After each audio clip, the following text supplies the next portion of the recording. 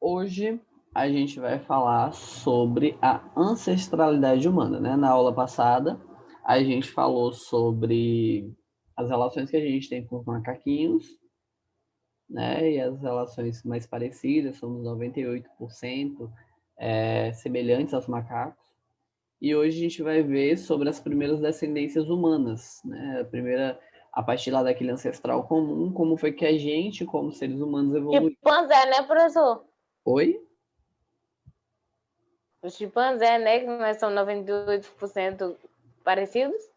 Isso, 98 E o desses bobo, não sei lá. bonobo. Mas o bonobo ainda não é tão semelhante, não. O chimpanzé é mais. Aí passei aqui. Então, aqui, ó.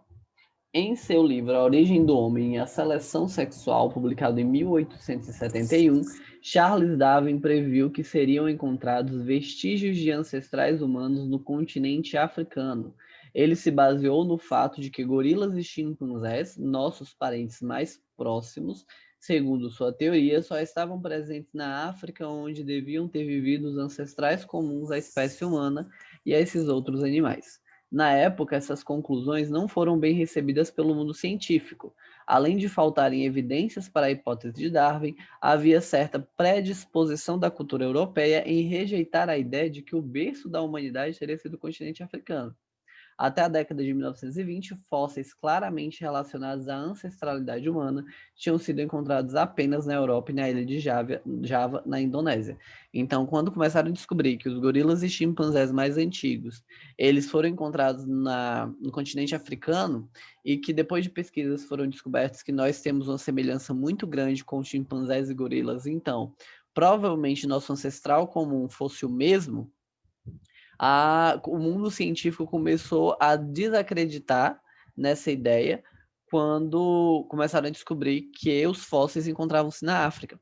A África, por ser um país pobre, de terceiro mundo, e que não tem atualmente, nenhum tipo de riqueza, assim, que aparente, porque foi muito explorado durante muito tempo do período da colonização pela cultura europeia, pelos europeus, que não queriam acreditar que o berço da humanidade tinha vindo da África. Por conta disso, muitos começaram a desacreditar dessa ideia, considerando que os fósseis eles eram encontrados antes apenas na Europa e depois começaram a ser encontrados na África. Mas a partir dessa teoria e da ideia de que nós tivemos um ancestral comum, vêm os primeiros seres humanos, né, seres humanos que ainda são os mais primitivos, que foram os chamados de Australopithecus. Em 1924, um professor Raymond Dart encontrou na África o crânio de um hominídeo, classificados como Australopithecus africanos. A hipótese de Dart dizia que esse ancestral, esse fóssil, podia ser de uma espécie humana e foi desprezado devido à ampla aceitação do então famoso fóssil do homem Piltdown, que explicamos a seguir. Em 1912, 12 anos antes de Dart encontrar esse fóssil na África, o arqueólogo Charles Dawson e o paleontólogo Arthur Woodward haviam anunciado a descoberta de um fóssil que parecia ser o elo perdido da evolução humana, reunindo características dos grandes macacos e dos seres humanos. O achado ocorreu na região de Piltdown, em Sussex, na Grã-Bretanha, e por isso ficou conhecido como o Homem de Piltdown. Com a constatação de que o fóssil de Piltdown era uma fraude, as escavações arqueológicas na África adquiriram um novo impulso, levando à descoberta de diversas espécies de Australopithecus. Então foi uma invenção dos dois para ficarem famosos. Então criaram esse fóssil de mentira para acharem que era da espécie humana. Uma das espécies de Australopithecus mais conhecida é a Australopithecus afarensis, que viveu cerca de 4 milhões de anos a 3 milhões de anos atrás. Em 1978, o paleoantropólogo estadunidense Johansson e sua equipe desenterraram centenas de fósseis dessa espécie na Etiópia.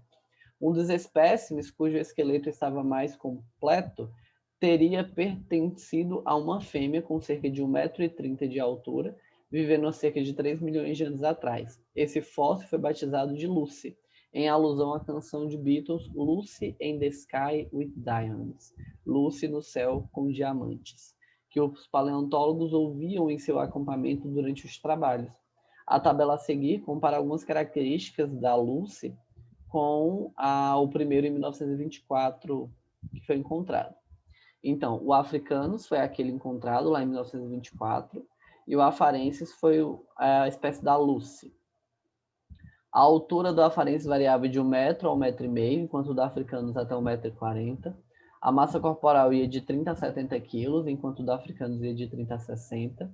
As características físicas do Afarensis era corpo leve e membros flexíveis, provavelmente semelhantes aos do chimpanzé, enquanto o do africano era corpo leve e braços provavelmente longos, com a postura mais semelhante à humana. A forma do crânio era oblíqua, face projetada para frente, prega óssea sobre os olhos supraorbital, que é essa parte aqui que é mais saliente, né? Era mais para frente, projetada para frente. Enquanto daqui tinha a prega subtal menos saliente. O volume craniano era o mesmo. A dentição era formada dos afarenses principalmente por incisivos, que são esses da frente, relativamente grandes, separados por um espaço, e molares de tamanho moderado. Molares são os lá de trás.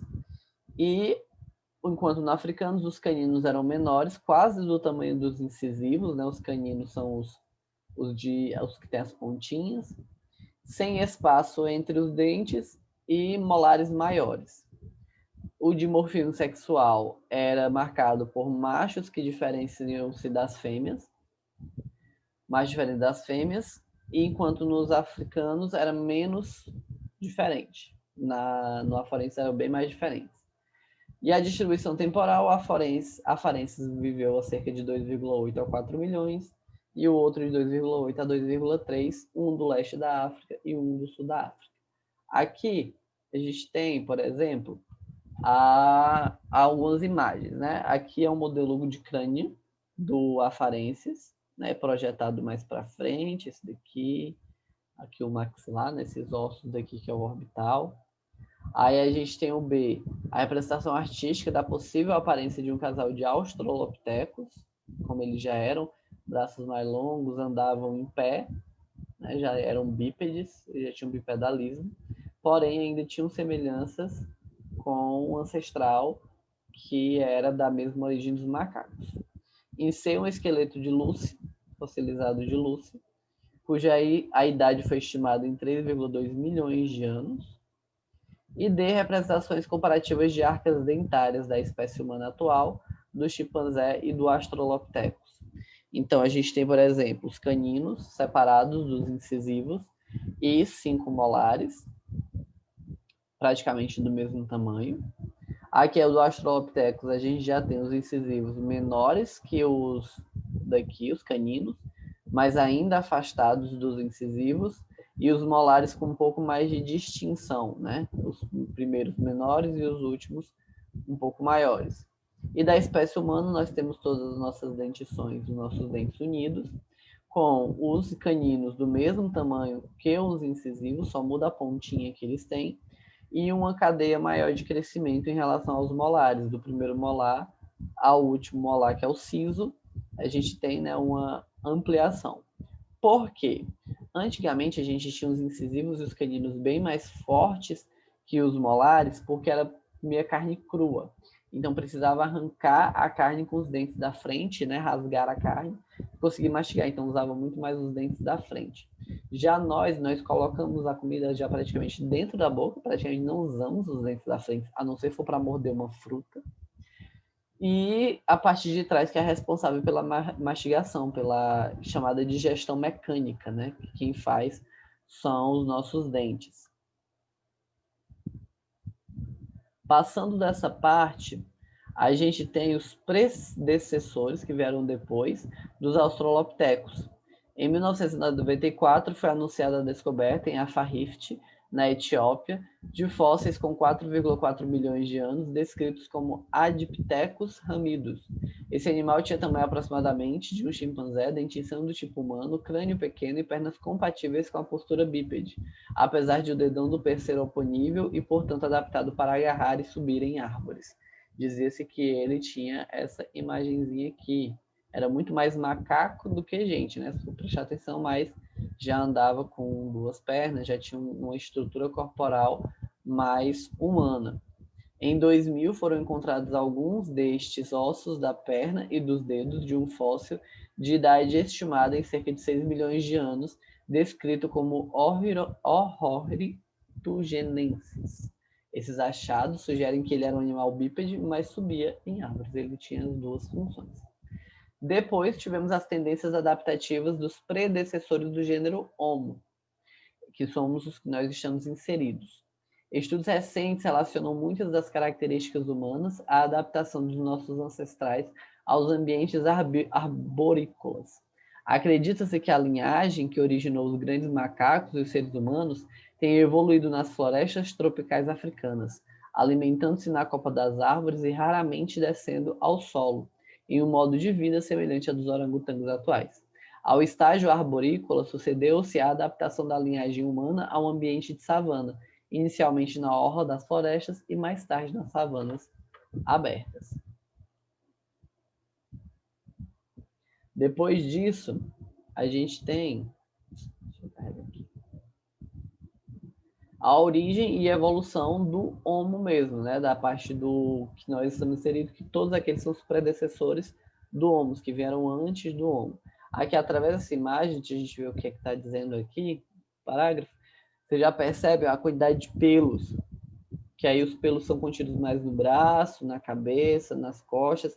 A região ventral dos homos, eles já são completamente mais lisos em relação à quantidade de pelos, não que não tenha, nessa pintura aqui não está tão aparente, mas é como se tivesse bem menos pelos também nas regiões das dobraduras, cotovelos, pulsos, joelhos, calcanhares, essas partes que são mais utilizadas de apoio. Aí também não estavam tendo mais a necessidade do pelo, né? Porque o pelo era uma questão de proteção, de esquentar, a endotermia não estava mais nisso, então houve a diminuição dessa quantidade. Aqui é um paleontólogo utilizando crânios para exames, né? Examinando crânios encontrados na garganta de Olduvai, na Tanzânia. Por se supor que essa espécie era capaz de fabricar e usar ferramentas, ela recebeu o nome de Homo habilis, foram os primeiros homens, né, do gênero Homo. Deixa eu ver se tinha alguma coisa aqui que eu ia falar para vocês, mas acho que não. Não. Apesar de aparentemente mais inteligentes e dotados de organização social mais sofisticadas que australopithecus e chimpanzés, o volume craniano, entre 450 centímetros a 600 centímetros cúbicos, não era significativamente maior que a deles. Além disso, a suposição de que o Homo habilis tenha sido o primeiro hominídeo a fabricar instrumentos tem sido questionada pela descoberta de objetos de pedra lascada associados a fósseis de australopithecus, datados a 2,6 milhões de anos. Esses e outros fatos têm levado alguns especialistas a considerar o Homo habilis como um australopiteco, defendendo sua reclassificação como Australopithecus habilis e não Homo habilis. Excluindo o Homo habilis, a mais antiga espécie do nosso gênero seria o Homo rudolfensis, que viveu na África e fabricavam ferramentas e tinham um volume craniano maior, significativa maior do que os australopithecus. No entanto, alguns estudiosos sugerem que o próprio rudolfensis poderia ser considerado um australopiteco em virtude da aparência simiesca de seu crânio e da provável descendência de antigas linhagens de australopithecus. A tendência mais recente que os especialistas, contudo, é incluir os rudolfensis no gênero Kenyanthropus ou Kenyanthropus, que alguns paleoantropólogos, como Mevilik, sugerem ter mais parentesco com a linhagem humana do que o habilis. Enfim, aí tem uma relação mais científica de organização. Depois vem nós, que somos ali pertinho lá já nós somos o homem sapiens, mas estamos ali do lado dos homens erectus, que são os homens que andavam já eretos, com a posição reta, né? Há cerca de 2 milhões surgiram um grupo dos hominídeos, classificados como Homo erectus. Os primeiros fósseis foram encontrados na China, e tudo indica que esses homens que o antecederam surgiram na África, depois dessa expansão da África para a Ásia e para a Europa. Por acreditarem que havia várias linhagens ou mesmo espécies diferentes, alguns cientistas preferem denominá-los como grupo erectus, pois acreditam que existem vários grupos de Homo erectus. Aqui é um exemplo, por exemplo, do nosso crânio e do crânio de um Homo erectus, que eles são bem mais semelhantes. A diferença é só a organização do crânio e também a propensão de um rosto mais frontal, né? Mais levado para frente, que nem aqui o maxilar, a região das sobrancelhas, a supraorbital, e a parte da posterior do crânio, é mais pontiaguda. Mas se tirarmos essa parte daqui, né, eliminarmos aqui, a gente tem uma estrutura óssea bem semelhante ao dos seres humanos atuais. Certo? Ok, aí aqui, pronto. Essas outras imagens são a reconstituição do homem ergaster, que é o que veio depois do Homo erectus, e aqui do Homo heidelbergensis, que eles são bem mais semelhantes ao que nós temos hoje. Ó. Aqui foi uma tentativa de colocar a pele sobre esse crânio e ver como ela se estruturava, né? Então, acredita-se que o formato do hominídeo da época era assim, então bem mais homem, né, do que antigamente parecia-se mais macacos. E depois de alguns anos, o formato novamente do rosto dele a partir de um crânio assim. Então, a gente tem uma semelhança muito maior do que a gente tem hoje, né, com o que antes era. Desse para esses dois, já dá para ver uma grande diferença, né? Esse aqui ainda parece muito mais um macaco, com a protuberância daqui da supraorbital, a parte do maxilar e da mandíbula ainda frontados. Aqui já tem uma estrutura mais hominídea, né, do homem moderno atual. Até que chegaram nos homens mais parecidos, que foi os neandertais. Os neandertais, eles também conhecidos como homens das pedras, né, que eles vieram antes dos Homo sapiens, a gente tem que a semelhança entre eles é bem maior. A diferença, as poucas diferenças, é no tamanho da patela, que é a divisão em que o fêmur ele é maior do que a parte da panturrilha e da canela, da tíbia, que os braços eles já eram longos o suficiente a ponto de chegar à altura das coxas, como é hoje, porém a caixa torácica era mais larga, para uma questão de virar e de ter uma viabilidade melhor de andar sobre os 4 pés, né, as 4 patas ainda, conseguia fazer esse movimento de baixar e ter a utilidade que essa caixa torácica fornecia. O crânio era mais achatado, a testa era mais larga, o nariz era mais largo, tinha maior articulação da bacia, o quadril era mais amplo. Então, algumas semelhanças e diferenças entre os homens mais parecidos com o que a gente tem hoje. E aqui são mais ossos e mais fósseis, até a organização de como seria, né, até chegar no Homo sapiens. Aqui viria para o Australopithecus, do Australopithecus iria para o Kenyanthropus, do Kenyanthropus iria para o Homo, do Homo até a formação do Sapiens. A gente tem Homo erectus, ergaster, Homo erectus asiático, Homo antecessor, Homo heidelbergensis, neanderthalis e os Sapiens que somos nós. Daí chega no nosso mundo dos Homo sapiens sapiens, que é onde nós estamos inseridos, que já foi encontrado lá em 1868, na França, os primeiros fósseis do Homo sapiens, e acredita-se que eles se espalharam, pois eles são encontrados fósseis em diferentes ambientes do mundo. Começou pela África, passou para a Europa, depois para a Ásia, para a Oceania, pelo Estreito de Bering, depois pela América do Norte, até a chegada na América do Sul. Então foi toda uma divisão, principalmente contida e acreditada que aconteceu na época da Pangeia, né? que era tudo junto e muitos pedaços e muitos seres se desenvolveram em diferentes locais. Por isso que hoje a gente também tem semelhanças diferentes. Apesar de sermos todos parecidos como seres humanos, nós ainda temos aparência, às vezes, meio diferente um do outro por algumas considerações de ambiente. Aqui é a imagem de Luzia, que é o fóssil humano mais antigo da América do Sul, não do mundo, né? O mais antigo do mundo é Lucy, o mais antigo da América do Sul é Luzia, foi dado o nome para ela, que ela tem cerca de 11.500 anos e encontrado em Lapa Vermelha, em Lagoa Santa, em Minas Gerais. Aqui é o fóssil dela e aqui foi a reconstrução facial de como ela seria. E ela tem características, o fóssil ela tem características negritudes da época, então acredita-se que nossos primeiros ancestrais, eles não eram brancos, eles eram negros. E a partir dos primeiros ancestrais que surgiram os primeiros indivíduos da América do Sul, isso aqui há 11.500 anos atrás. A partir disso, o que mais evoluiu foram as nossas características depois dos homens, do Homo sapiens, por conta de uma questão racional. Nós pensamos racionalmente, nós temos ideias racionais, nós viemos com a Revolução Industrial, nós viemos com as máquinas, as tecnologias, a relação social, as fábricas, os produtos químicos, então tudo isso evoluiu para uma classificação que não existia antes.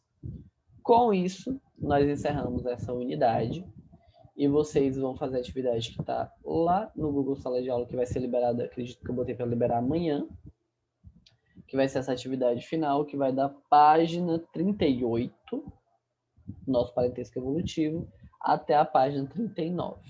Só a página 38 e 39, sendo que a 39 só vai até a questão 25. Então, praticamente é só a página 38. 38 e metade da página 39.